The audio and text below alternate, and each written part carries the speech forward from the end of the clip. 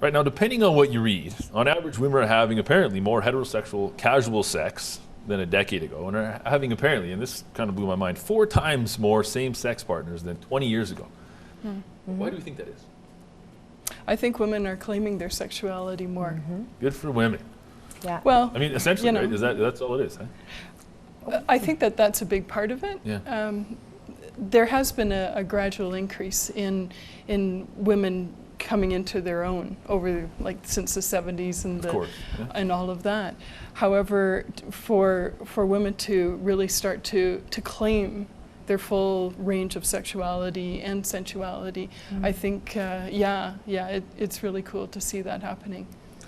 It should be fairly obvious as to why the same-sex relationships or sex is happening a lot more often. That's a good point.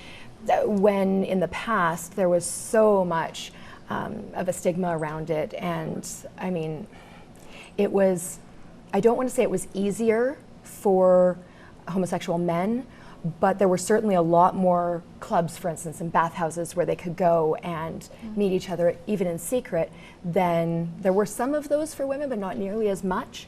Yeah. So as soon as you take us into, the present day where they can get married, they can have kids, like a couple of my friends who are doing so, as well as just simply being comfortable, hooking up with people. Yeah. That's enormous. They're not going to lose their jobs over it. Their families, most of the time, not going to abandon them over it.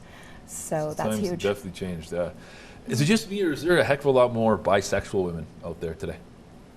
I think there's the broader spectrum, as you were talking about, Serafina, that is just coming out, really. There's so much more in the media, so much more in entertainment that is showing and portraying the broader range of sexuality. And so bisexuality is just part of that. I'm going to reference my notes real quick. According to a February 2014 study by Professor Elizabeth Morgan of the University of Boise State University, pardon me. This is nuts. Apparently, most women are naturally bi-curious when it comes to sex. She says 60% were sexually attracted to other women, which was surprising to me. 45% kissed a woman, and 50% had fantasies about the same sex. Does that surprise you at all? Not particularly. Not so much. I think that if you look at, for instance, just the appreciation of the aesthetic of the female body, you'll find that most men, gay or straight, as well as most women, will appreciate the aesthetic of the body, whether they're attracted to it or not. Totally agree, yeah. Take that, combine it with our often greater comfort with one another, with casual touching, with having a friend over for a sleepover, even as adults, and sharing a bed together just to cuddle and watch a movie. Sure. That very easily takes that comfort into intimacy and then into sexuality. So it seems pretty. When you say it like that, it almost does seem pretty natural. Mm-hmm. Well, and sex and gender aren't binary. There's just so many different shades of that, and actually I find that with men as well. Is that so? And I also find that men are a little bit more reticent to bring that up. However, when they do, it's such a relief to finally say, you know what, I know that, and they want to make it really clear that they're whatever they're presenting as. However, there will often be another marker or another part of their reality that they want to express a little bit more and feel not able to do that, whether in the straight or in the gay community, because the communities really try to maintain the binary. That's true. A lot of unfortunately, the gay community will suggest that if a man who identifies as homosexual chooses to sleep with a woman, either he's confused, questioning, a traitor. A traitor? Oh yes. Wow. Things like that. And on the other hand, a generally homosexual man has the whole questioning his masculinity, and is he, actually gay because he might once in a while enjoy the company of another man, things like that. I find that also, for instance, a surprisingly large portion of my friends are trans men, and many of them come from the lesbian community as they're figuring themselves out. Not all by any means, but a lot of them. Yeah. And especially if they identify as being attracted to women. And it's interesting how many of them have said that as they start to transition, they become more open to interacting with either males who are assigned male at birth, in other words, cis males, or to other trans men. In part because of the way that men relate to one another. Being related to as a man to another man made them more comfortable in experiencing that sexuality than being with a man who's treating them as a woman, which they've never identified as. I think they're brave that's really people, interesting. regardless. To have to really try to sort that out in your mind. I think they're courageous people. It's incredibly complicated. Yeah, I can only imagine. We're going to jump to another rant pack break, folks. Stay with us. I think the Calgary sex scene is very repressed. I think that people need to talk about it more and have a little more healthy discussion about their sex scene and what they're into and what they're not into. If you want to be the person that only has sex with one person in their house that's married, that's fine. If you want to be a so-called swinger and bring your partner along, that's fine. If you want to go to a swing club and participate, that's fine too. I've participated in swing clubs. I think they're great. I have no problem admitting it, no big deal. What happens behind closed doors happens behind closed doors. I don't really understand the hatred towards something that is different. You don't understand. As long as it's in private, I don't really see what the big deal is. I don't think Calgary should be like the streets of Caligula, Rome, but that's just my personal opinion. I also believe prostitution should be legal. It would definitely cut down the amount of sexual assaults and rapes in this city. All right, so the swinger community in Calgary is apparently alive and quite well. What draws people to that lifestyle? We talked earlier about maybe having that emotional bond, but maybe not having quite that sexual satisfaction. Is that a big aspect of it? I mean, why are people swingers?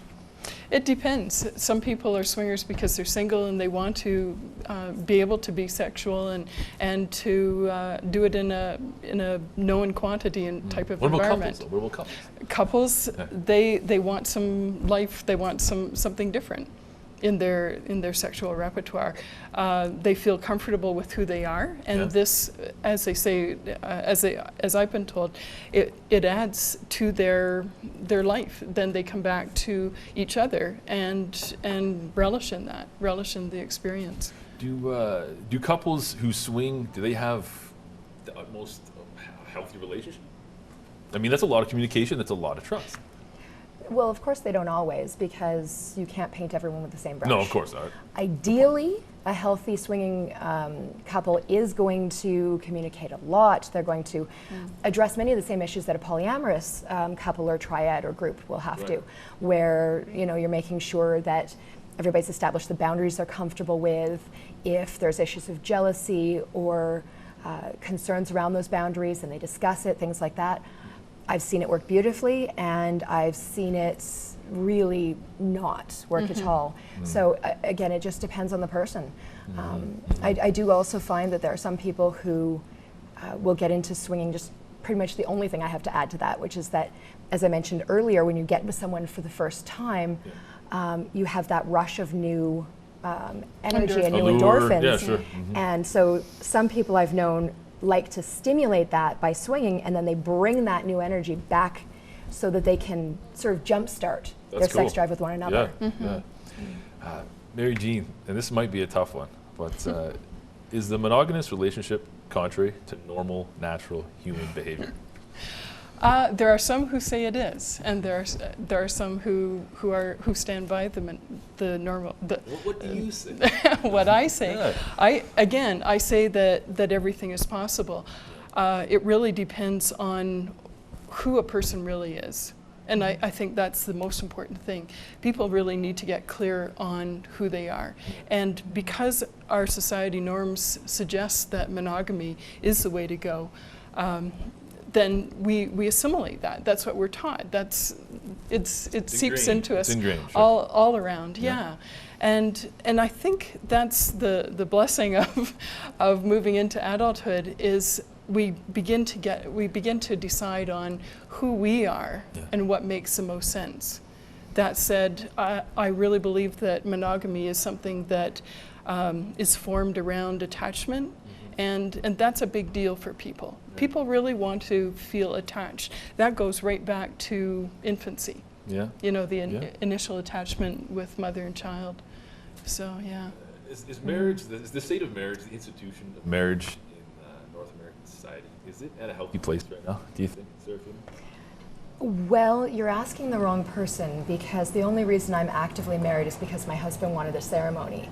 I told him that it really didn't matter one bit whether we got married or not, because it's the state of the relationship, not whether you've gone through a ceremony or have a piece of paper that means anything at all. So there's that. But I think the state of relationships is the bigger question. How many people are coming into it prepared to have those discussions, to have a healthy relationship? How many people are emotionally stable enough, we should all be on a journey, but stable enough to support one another and be independent at the same time, which you need to be healthy in a relationship. Yeah, fair enough. Yeah. The Taboo Naughty But Nice show, Taboo Naughty But Nice show, is just around the corner here in Calgary.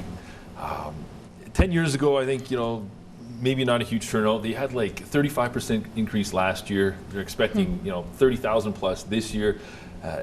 Is Calgary finally kind of growing up? Are Calgarians becoming a lot more comfortable exploring their sexual boundaries?